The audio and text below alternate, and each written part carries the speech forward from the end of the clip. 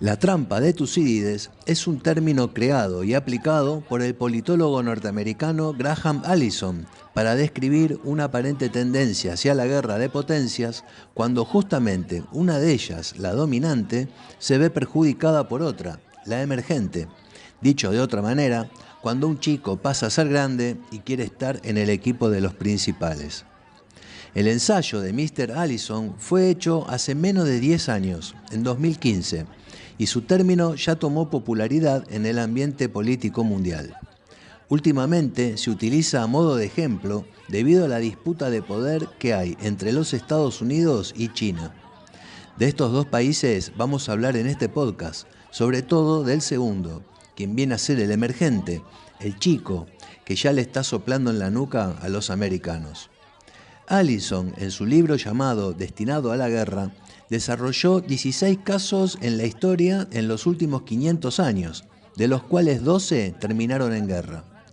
Pasaré a explicarles a continuación el desarrollo de este informe, algunos de estos casos, los más notorios, y la conclusión, con una mirada política, acerca de por qué se crean distintos organismos internacionales y si se forman a fin de ayudar siempre al más poderoso, como por ejemplo la OTAN y los BRICS. ¿Quién fue Tucídides? Es considerado el primer historiador de la humanidad y fue el que describió la guerra entre Atenas y Esparta. En este caso, el primero, Atenas, como la fuerza emergente, y Esparta como la potencia dominante en ese momento, que se veía seriamente amenazada por el auge de los atenienses. Su obra, Historia de la Guerra del Peloponeso, escrita en el siglo V a.C., terminó siendo fuente de inspiración hasta el día de hoy. Pero vamos ahora a repasar el informe de Graham Allison.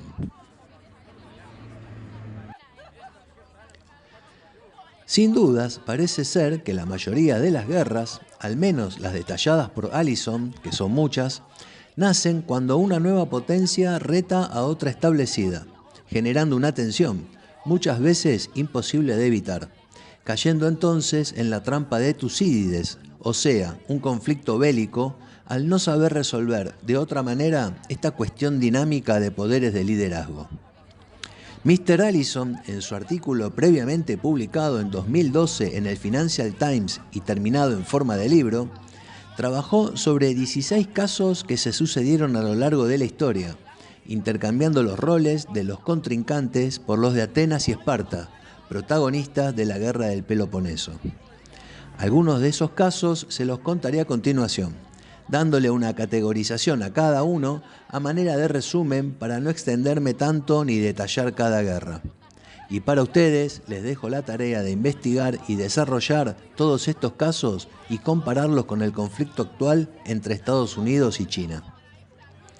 El primer caso que les tiro data es de finales del siglo XV, Portugal contra España.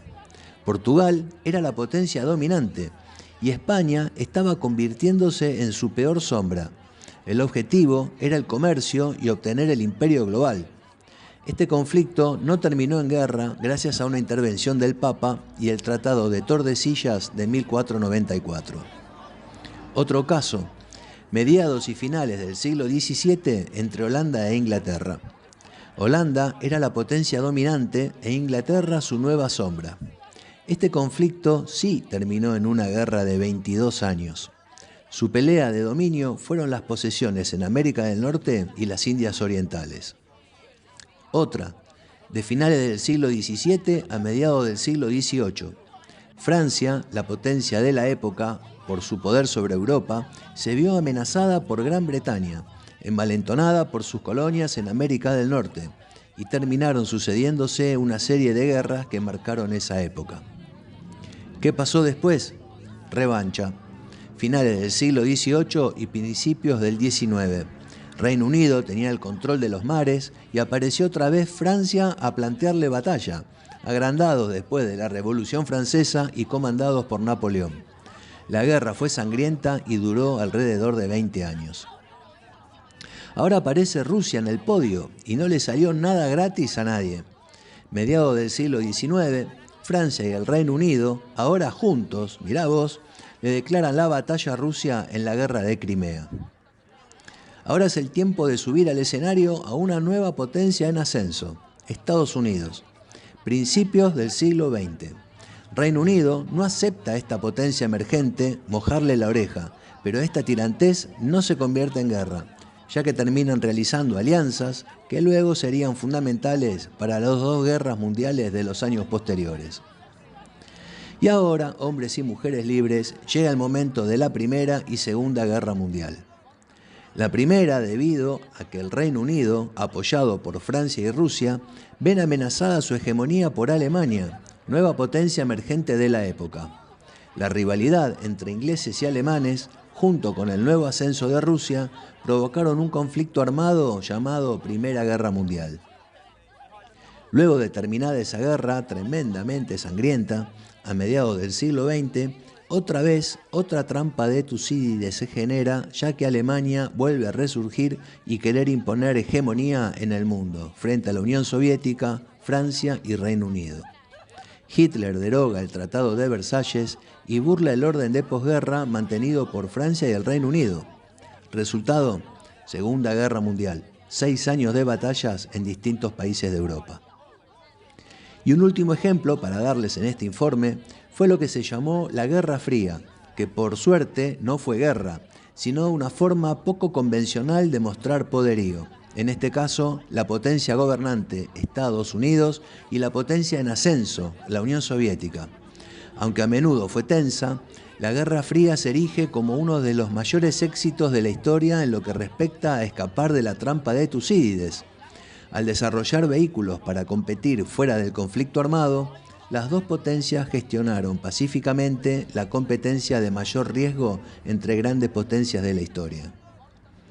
Hasta aquí distintos casos estudiados en este ensayo por el cual se considera como trampa de Tucídides la cuestión a evitar, la guerra, sobre todo entre potencias.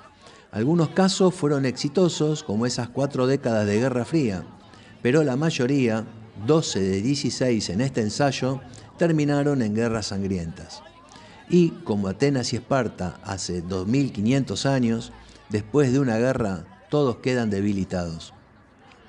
Ahora no se habla de otra cosa que de la tirante relación entre Estados Unidos y China. Y quienes conocen esta teoría piden que, por favor, estos países no caigan en la trampa de Tucídides, pero vamos a desarrollar mejor este tema a continuación.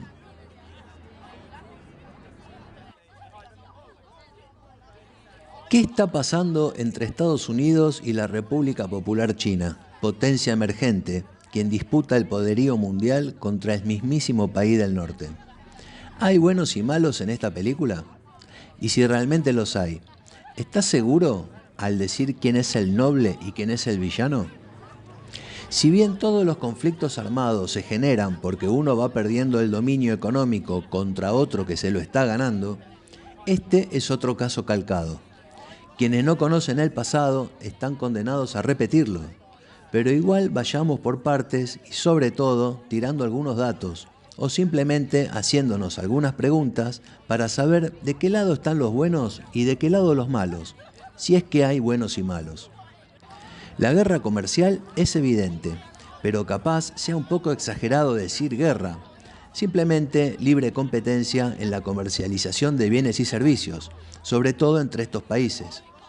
Pero ojo al piojo, el conflicto se agudizó de sobremanera cuando en 2018 Donald Trump impuso aranceles a la casi mitad de las exportaciones de China a los Estados Unidos, con la excusa de la protección de su industria nacional.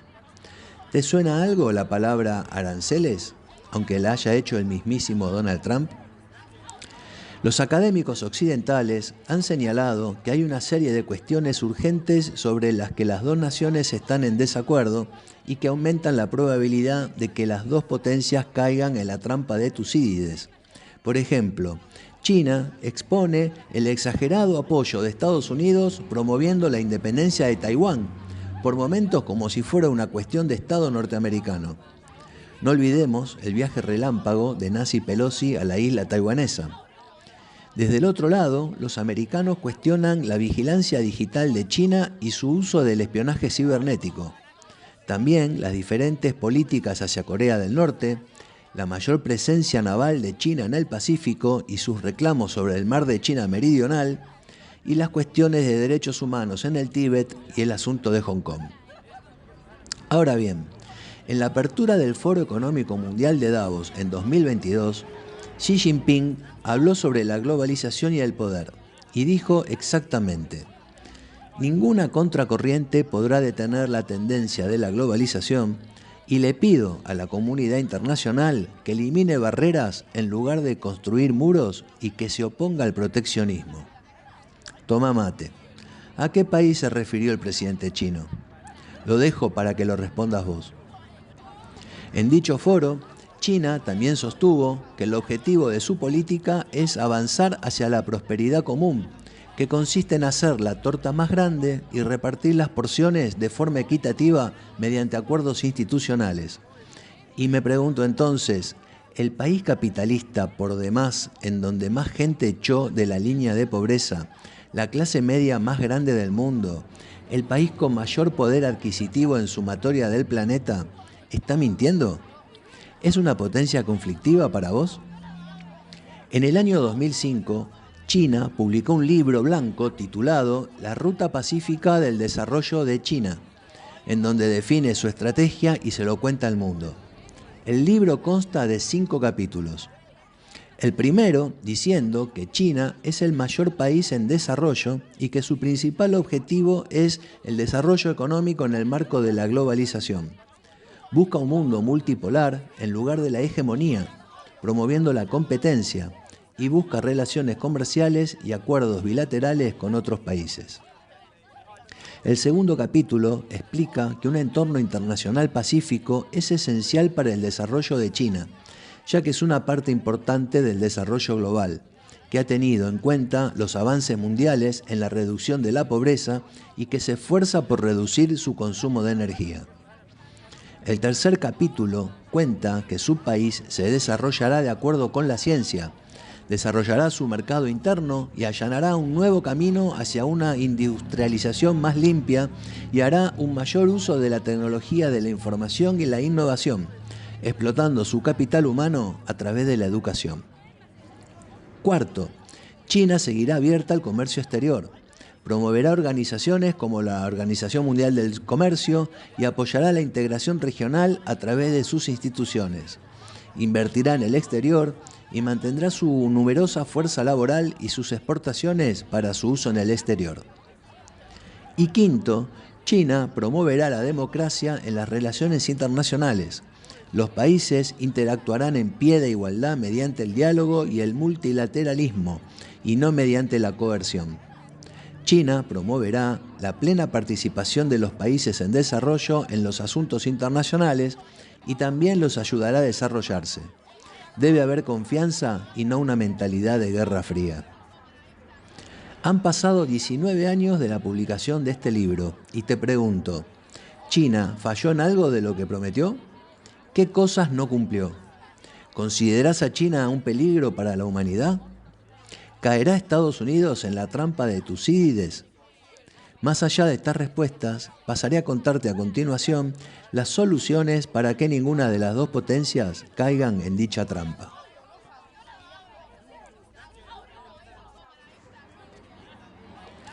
¿Qué tienen de positivo y de negativo las instituciones supranacionales como la OTAN y los BRICS en este caso? ¿Se crean para generar acuerdos comerciales? Buenísimo. ¿Cooperación ante problemas y conflictos entre miembros de la organización? Bárbaro.